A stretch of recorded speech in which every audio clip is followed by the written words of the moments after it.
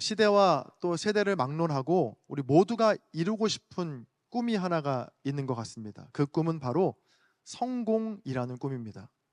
이 성공을 정의하는 기준은 저마다 다르겠지만 각자가 생각하는 성공적인 삶을 위해서 우리 모두는 분주히 노력하며 살아갑니다. 자, 왜 이렇게 우리는 성공에 집착할까? 제가 한번 곰곰이 생각해 봤는데요. 여러 이유 중에 하나로 바로 남에게 신세지고 싶지 않은 마음. 자, 이 이유가 크지 않을까 한번 생각해 봤습니다. 자녀의 입장에서는 나이 들어서 부모님께 무거운 짐을 지워드리고 싶지 않은 그러한 마음이 있고요. 반대로 부모의 입장에서도 나이가 들고 늙었을 때 자녀들에게 짐이 되거나 신세지고 싶지 않다는 생각이 마음 깊은 곳에 우리 모두는 자리 잡고 있다는 겁니다. 이 부모 자식 간의 관계뿐 아니라 뭐 배우자나 혹은 이웃들 간의 관계에서도요. 내가 도움을 주는 사람이 되고 싶지 누군가에게 도움을 받으면서 신세를 지고 싶어 하는 사람은 아무도 없을 겁니다. 여러분, 이런 마음이나 노력이 결코 잘못된 것은 아니죠. 오히려 책임감 있고 매우 성실한 삶의 태도입니다. 자, 그런데 문제는 무엇이냐 하면요. 하나님과의 관계에서도 같은 생각을 가질 때 문제가 생깁니다. 이 사람들과의 관계에서 신세지지 않으려는 태도는 아름다운 마음일지 모르겠지만, 그래서 성공을 향해 달려가는 것 굉장히 일반적인 일일지 모르겠지만, 하나님과의 관계에서 하나님께 신세지지 않겠다 하는 마음은 어떻게 보면 영적인 교만일 수 있기 때문입니다. 왜냐하면요, 우리는 이미 하나님께 엄청난 신세를 지며 살고 있습니다. 우리가 발딛고 살아가는 이 지구라는 행성, 그리고 이 우주를 한번 생각해 보십시오. 여러분, 우리가 걱정하지 않아도요, 밤새 신경 쓰지 않아도 이 지구는 시속 무려 1600km가 넘는 엄청난 속도로 자전하면서 이 우주 공간을 한치의 오차도 없이 돌고 있습니다. 지금도요. 또 우리가 먹고 마시는 이 공기, 또 물도 한번 생각해 보십시오. 이것들이 우리의 노력으로 얻은 것인가요? 절대 아닙니다. 또 우리가 하루를 살아갈 수 있게 하는 빛과 또 에너지를 주는 태양과 달을 또 한번 생각해 보십시오. 이 태양과 달, 우리가 만들지 않았죠. 또 우리가 사용료를 지불하면서 태양과 달을 잠시 빌려 쓰고 있는 것도 아닙니다. 자, 그래서 조금 냉정하게 말하면요, 우리 인간이 이 지구와 자연에 할 수 있는 일이라고는 그저 파괴하고 오염시키고 훼손시키는 것 외에는 별로 하는 일이 없습니다. 실은 모든 좋은 것들은 이미 아무 대가 없이 하나님께 선물로 우리 모두가 누리고 받고 있다는 겁니다. 잘 생각해 보면 우리는 이미 하나님께 엄청난 신세를 지며 살고 있는 중입니다. 하나님의 도우심이 없이는 단 1분도 또 1초도 살아갈 수 없는 연약한 존재가 바로 우리인 것이죠. 그런데 이러한 연약함을 우리가 인정하지 않고 하나님께도 신세지지 않겠다? 이거는 굉장한 교만일 수 있다는 겁니다. 세상 속에서 나의 자녀들에게 또 이웃들에게 가족들에게 짐이 되고 싶지 않기 위해서 부지런하고 열심히 성공을 향해 달려가는 거 너무나 귀한 일입니다. 자, 그러나 그렇게 신세를 지지 않으려고 하는 대상이 사람이 되어야지 결코 하나님이 되어서는 안 된다는 겁니다. 그래서 여러분에게 한 가지 도전하고 싶은 건 여러분 하나님께 기꺼이 빌붙을 줄 아는 믿음과 지혜가 있기를 간절히 바랍니다. 우리 옆분들과 이렇게 한번 얘기해 볼까요? 하나님께 평생 빌붙어 삽시다. 네, 하나님께 평생 빌붙어 삽시다. 자, 오늘 본문 시편 92편 말씀은요, 하나님을 믿는 자녀들에게 주시는 하나님의 복에 대해서 나와 있습니다. 하나님의 자녀라면 마땅히 구해야 하고 또 마땅히 받아야 할 네 가지의 복을 오늘 본문이 말해주고 있는데요, 오늘 말씀의 제목을 한번 화면을 보시면서 같이 읽어보겠습니다. 함께 읽겠습니다. 이런 복 받게 하소서. 아멘. 자, 조금 어렵게 공손한 말로 제가 표현했지만 쉽게 말하면 하나님, 제게 복 좀 주세요. 하나님, 제가 하나님께 좀 빌부터 살겠습니다 라는 고백입니다. 저는 이런 자세가 이 창조주를 대하는 피조물의 마땅한 태도와 자세라고 생각합니다. 오늘 말씀을 통해서 하나님께서 주시는 복이 무엇인지를 살펴보고 그 복 거절하지 마시고 그 복 간절히 받고 소망하는 저와 여러분 되시기를 바랍니다. 혹시 아직도 이런 생각하시는 분이 계실지 모르겠어요. 에이, 목사님, 저는 괜찮습니다. 저는 이 정도만 해도 살만합니다. 하나님의 복, 저 말고 더 필요한 다른 사람에게 나누어 주십시오. 아니면 다음에 제가 정 힘들어지면 그때 주시면 좋겠습니다.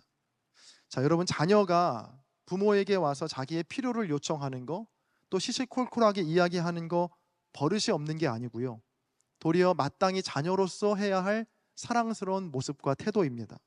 누구도 그걸 보고 이상하게 여기지 않습니다. 자, 그러나 반대로 아주 조그만 어린아이가 부모님께 하나도 구하지 않고 유치원 가방 달랑 하나 메고 이제 엄마 아빠 없이도 살겠다고 집을 나가는 거, 이게 더 이상한 행동 아니겠습니까? 저는 오늘 시편 92편을 통해서 우리가 하나님께 구해야 하고 하나님께 받아야 할 4가지 복 함께 나누려고 합니다. 이 4가지 중에 여러분 최소한 한 가지는 꼭 붙들고 기도 제목으로 삼으셔서 하나님께서 주시는 복 놓치지 않으시고 풍성히 누리시는 저와 여러분 모두가 되시기를 간절히 축복합니다. 자, 먼저 첫 번째 복은 바로 종려나무같이 번성하는 복입니다. 우리 12절의 상반절을 같이 화면을 보시면서 성경 말씀 읽어보겠습니다. 함께 읽습니다. 시작. 의인은 종려나무같이 번성하며. 자, 이 말씀을 조금 더 잘 이해하기 위해서는 이 종려나무에 대해서 좀 아시면 좋습니다. 이 종려나무는요, 사막에서 자라는 나무입니다. 여러분, 사막이 어떤 곳인지 아시죠? 사막은요, 풀도 찾아보기 힘든 곳입니다. 낮에는 살을 태울 듯한 살인적인 폭염이 쏟아지고 밤에는 살을 에일 듯한 추위가 있는 곳이 바로 사막입니다. 여러분, 그런데도요, 그 악조건 속에서도 종려나무는요, 사막에서 살아남습니다. 이 종려나무가 이 사막에서도 살아남는 이유는요, 그 종려나무의 뿌리가 굉장히 길기 때문이라고 합니다. 종려나무의 긴 뿌리는 사막 깊은 곳에 있는 아주 조그마한 물줄기도 잡아낸다고 해요. 그래서 보통 종려나무가 있는 곳에 오아시스가 있는데 바로 종려나무의 뿌리가 기막히게 물길을 잘 찾아내기 때문입니다. 하나님께서 의인들에게, 즉 당신의 자녀들에게 주시는 첫 번째 복은 바로 이 사막과 같은 이 세상에서도 종려나무처럼 번성하게 하신다라는 복입니다.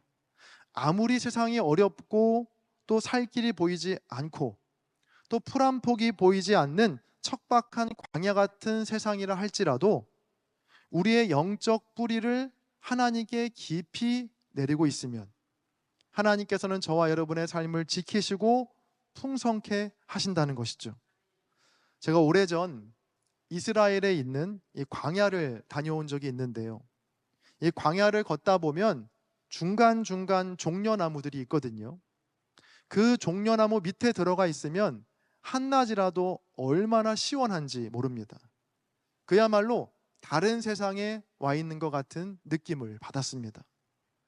저와 여러분도 이 광야의 종려나무 그늘과 같이 다른 세상에 살게 되면 참 좋겠다라는 생각을 해봅니다. 똑같이 힘들고 똑같이 덥고 똑같이 어렵지만 그 종려나무 아래에서만큼은 다른 세상처럼 시원한 것처럼 저와 여러분의 삶도 하나님의 도우심으로 많은 사람을 시원하게 하고 품어줄 수 있는 이 종려나무와 같이 풍성한 삶이 되시기를 간절히 축복합니다. 이 기독교 사상가인 토저의 책 신앙의 기초를 세워라에 보면 이 뿌리가 얼마나 중요한지 이렇게 표현하고 있습니다. 제가 책의 일부를 읽어드리겠습니다. 태풍에 부러진 나뭇가지에 몇 송이 꽃이 피어나면 지각 없는 행위는 그 가지가 튼튼하고 열매 맺는 나무라고 생각할 수도 있다. 그러나 꽃은 곧 시들고 가지도 말라 죽을 것이다. 뿌리를 떠나서는 생명을 오래 지탱할 수 없기 때문이다. 이 뿌리가 잘린 나뭇가지에 아무리 멋지고 근사한 꽃과 열매가 피더라도 그것은 아주 잠깐, 아주 잠시뿐이라는 겁니다. 핵심은 뿌리를 어디에 두고 있느냐입니다. 어느 자료를 보니까 이 종려나무 뿌리의 길이가요, 짧게는 30m에서 길게는 100m까지 뿌리가 길다고 하더라고요. 여러분, 왜 그렇게 뿌리가 길까요? 그만큼 물줄기가 깊은 곳에 있기 때문입니다. 이 깊은 물줄기까지 뿌리를 댄 나무는 아무리 척박해도 살지만 거기에 미치지 못한 나무는 죽게 됩니다.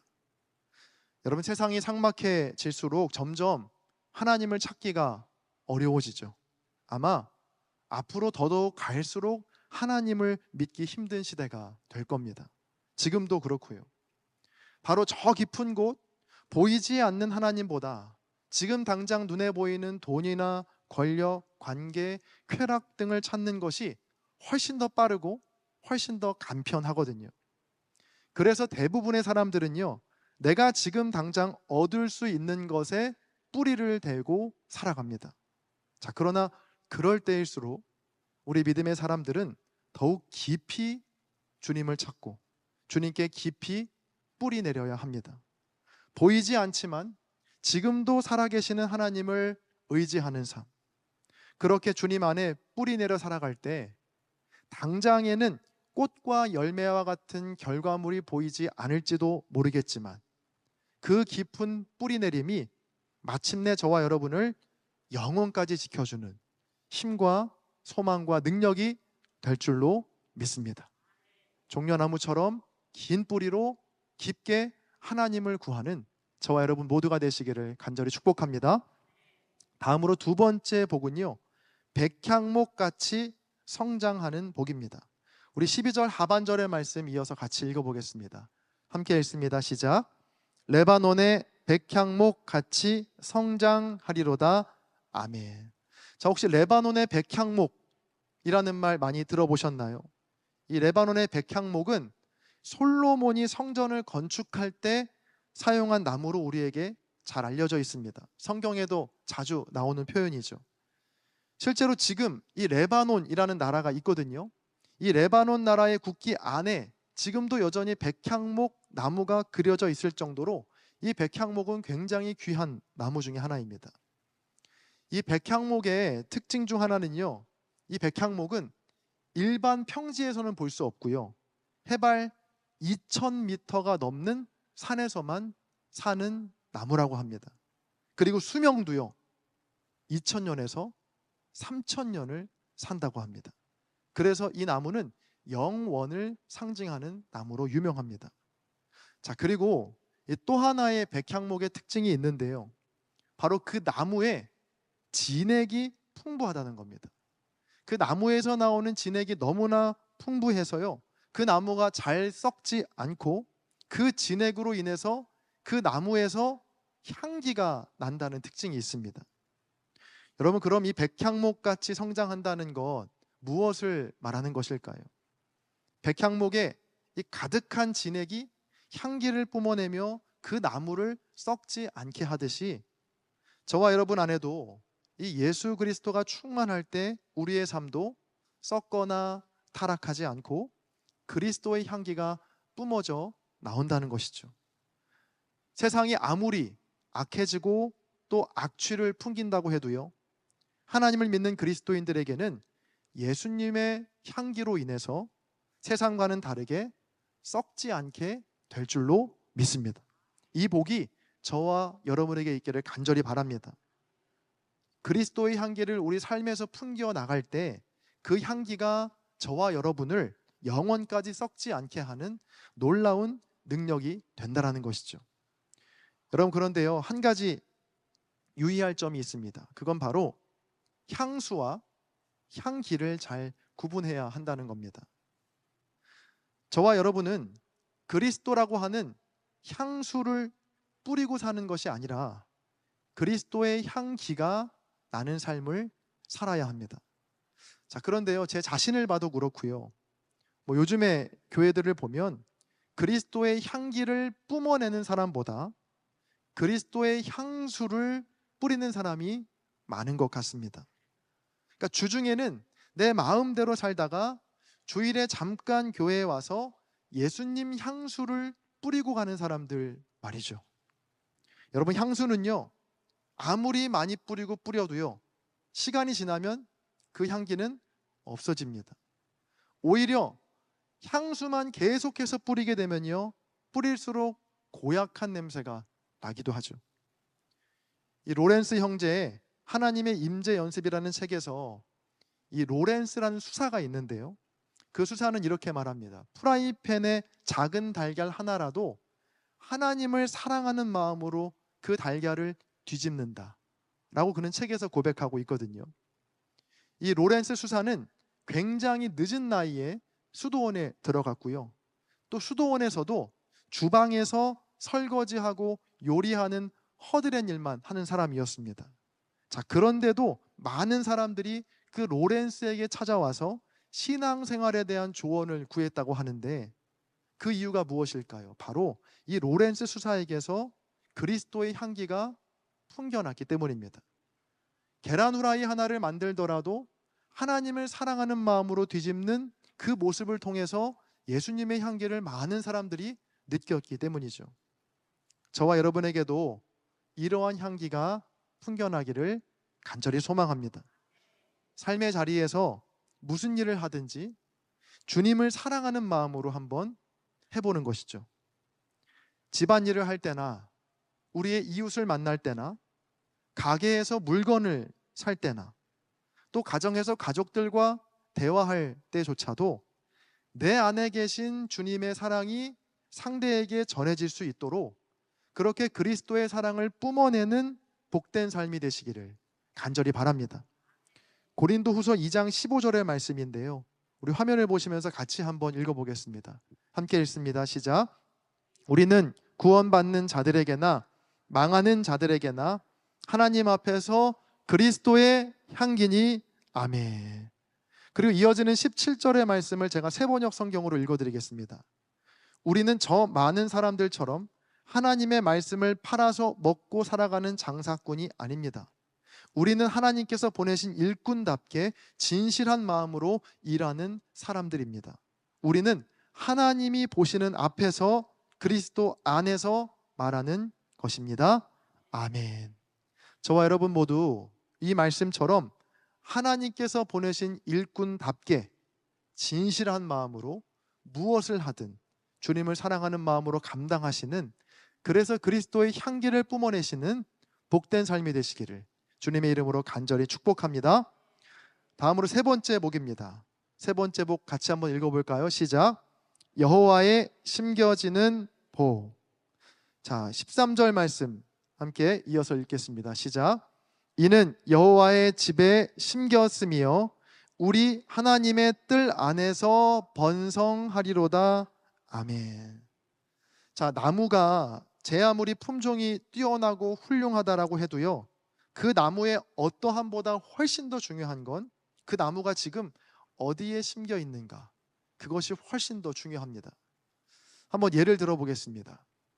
여기에 똑같은 사과나무 묘목 두 그루가 있다고 한번 상상해 보십시오. 한 묘목은 조금은 거친 들판이지만 흙이 깊고 맑은 시냇물이 흐르는 비옥한 과수원 땅에 깊이 박혔고요, 다른 한 묘목은 화려하게 지어진 최고급 아파트 모델하우스 정원에 심겼습니다. 자, 이 처음 얼마 동안은 모델하우스에 심겨진 묘목이 더 아름다워 보이겠죠. 조명도 있고 또 장식들도 있을 테니까요. 그런데요, 이 모델하우스에 심겨진 묘목은요, 모델하우스의 전시 기간이 끝나게 되면 어떻게 될까요? 뿌리째 뽑혀 버려지게 됩니다. 반면 세련된 조명은 없었지만 거친 비바람에 맞서면서 과수원에 깊이 뿌리 내렸던 이 묘목은 세월이 흐를수록 성장하면서 풍성한 열매를 맺겠죠. 여러분, 우리의 인생도 이와 같지 않을까요? 세상 속에서 아무리 눈부시고 또 남부럽지 않게 화려해 보이는 성공을 거두었다고 할지라도 그 인생이 그가 뿌리내린 그 터전이 잠깐 머물러 갈 이 세상이라는 모델 하우스라면 그 인생은 언젠가 반드시 뽑혀지는 날이 오게 된다는 겁니다. 자, 그러나 평범해 보이고 어딘가 부족해 보이는 인생도요, 하나님의 집에 심겨지게 되면 하나님께서 그 인생을 영원까지 붙드시고 책임져 주신다라는 겁니다. 저와 여러분은 한 명도 빠짐없이 여호와의 집에 심겨진 나무들인 줄 믿습니다. 그렇다면 우리에게 필요한 건요, 그 자리를 지키는 겁니다. 떠나지 않는 겁니다. 주의 궁정에서의 한 날이 다른 곳에서의 첫날보다 낫다는 시편 기자의 고백처럼 세상의 그 어떤 다른 화려한 자리보다 주님 전에 나와 기도를 심고 또 믿음을 심고 또 삶의 자리 속에서도 주님의 풍성한 삶을 누리며 살아가시는, 주님 집에 속한, 주님의 집에 심겨진 거룩한 나무들 다 되시기를 주의 이름으로 간절히 축원합니다. 이제 마지막 네 번째 복인데요, 네 번째 복 같이 한번 읽어보겠습니다. 시작. 늙어도 결실하는 복. 14절의 말씀 같이 읽어볼까요? 시작. 그는 늙어도 여전히 결실하며 진액이 풍족하고 빛이 청청하니. 자, 여러분, 세월이 갈수록 여러분 더더욱 느끼셨겠지만 세상은 참 비정하죠. 젊었을 때, 즉 머리가 팽팽 돌고 몸이 쌩쌩할 때는 나를 찾는 사람도 많고요, 나를 찾는 회사도 많습니다. 자, 그런데요, 조금이라도 우리가 세월이 흐르고 뒤처지게 되고 늙게 되면 아무도 찾지 않게 됩니다. 나이가 들고 또 기력이 쇠하여 가치가 떨어지면 정말 가차없이 뒤로 밀어내는 것이 바로 이 세상의 비정함이죠. 여러분, 인생 평준화의 법칙이라는 게 있다고 해요. 이게 뭐냐면 인생이 갈수록 처음에는 다 다른 것 같지만 가면 갈수록 다 비슷해진다는 건데, 여기에서 말하는 게 50대가 되면요, 지식의 평준화가 일어나는데 젊었을 때 뭐 인류 대학을 나왔든 아니면 초등학교만 나왔든 50대가 되면 대부분의 사람들이 지식과 학벌이 비슷비슷해진다는 겁니다. 또 60대에는요, 외모의 평준화가 나타난다고 합니다. 뭐 젊었을 때는 저마다 외모가 다른 것 같고 누구는 아름답고 누구는 보통이고 이런 것 같은데 60대가 되면 거의 다 비슷해진다는 거예요. 그리고 80대가 되면 부의 평준화라고 합니다. 그 사람이 뭐 돈이 떼돈이 있든 가난하든 이제 나이가 들었으니 신체적 소화기관이 기능이 저하될 거잖아요. 그래서 누구나 다 그냥 새끼 소박하게 먹는 것으로 삶의 질이 수렴된다라고 하더라고요. 여러분, 이렇게 우리 인생은요, 시간이 지날수록 결국에는 모두가 다 비슷해져 가고 결국에는 이 좁은 관 속에 눕게 되는 것이 우리 인간의 슬픈 현실입니다. 여러분, 그런데 하나님을 믿는 성도들에게 주어진 놀라운 복은요, 늙어도 결실한다는 겁니다. 기력도 예전 같지 않고 기억력도 깜빡깜빡 하는데 어떻게 늙어도 여전히 열매를 맺으며 살 수 있을까? 그 방법은 바로 기도입니다. 이 세상의 기본 원리는요, 사람이 일한다 이거든요. 그래서 사람이 늙고 사람이 병들면 일할 수 없기 때문에 쉽게 그 사람을 내버립니다. 여러분, 그런데 하나님 나라의 기본 원리는 사람이 일한다가 아니라 누가 일하시죠? 하나님이 일하신다는 원리입니다. 그래서 사람이 아무리 늙고 병들어도 그 사람이 하나님께 여전히 기도하고 있다면 하나님께서는 그 기도를 통해서 변함없이 일하시고 결실하게 하신다라는 것이죠. 헨리 나우엔의 책에서 헨리 나우엔은 늙어간다는 것이 얼마나 복된 일인가, 그의 책을 통해서 주장했는데요. 그는 노년의 시기야말로 영적으로 가장 성숙해지는 결실의 계절이다라고 말합니다. 젊었을 때는 자기가 무언가 되는지 알고 하나님께 겸손하지 않았다면 이 노년의 때야말로 자기의 약함을 인정하고 받아들이고 오직 하나님께 나를 온전히 맡기는 일이 그때야 비로소 가능해지기 때문입니다. 여러분 혹시 나는 이제 나이가 너무 많고 이제 힘도 없고 일도 못해서 아무짝에도 쓸모없다고 생각하는 분이 혹 계셨다면 그 생각을 한번 이렇게 바꿔보시기 바랍니다. 바로 지금이야말로 하나님께서 나를 통해서 열매를 맺으실 때이다. 어떻게 해요? 우리의 기도를 통해서입니다. 여러분 가정을 위해서, 자녀손들을 위해서, 또 이 교회와 또 세계와 열방을 향해서 여러분 매일 매순간 기도하시기를 바랍니다. 하나님께서는 여러분의 그 기도를 통해서 지금도 일하셨고 앞으로도 놀랍게 일하실 줄 믿습니다. 젊었을 때 나의 지혜와 나의 힘으로 할 수 없었던 그것을 이 노년의 때에 겸손히 두 손 모아 하나님께 기도할 때 하나님께서는 그 일을 여러분의 기도를 통해서 능히 행하게 되실 줄로 믿습니다. 이제 말씀을 정리하겠는데요. 하나님의 자녀들이 구해야 할, 또 받아야 할 네 가지의 복 살펴봤습니다. 첫 번째로 종려나무같이 척박한 환경에서도 하나님께 뿌리를 대면서 번성케 하시는 복. 두 번째로 백향목같이 그 안에 진액을 통해 향기를 뿜어내며 썩지 않는 복. 세 번째, 여호와의 집에 심겨져 영생을 얻는 복. 네 번째, 기도를 통해서 마지막 순간까지 결실하고 쓰임받는 복. 여러분 이 복 간절히 구하시고 하나님께 꼭 받아내시기를 바랍니다. 하나님께 신세지지 않으려고 하는 태도 영적 교만일 수 있다라고 함께 나누었습니다. 날마다 겸손하게 하나님께서 주시는 복을 구하시면서 평생을 하나님께 빌부터 사시는 복된 인생 다 되시기를 주님의 이름으로 간절히 축원합니다. 아멘.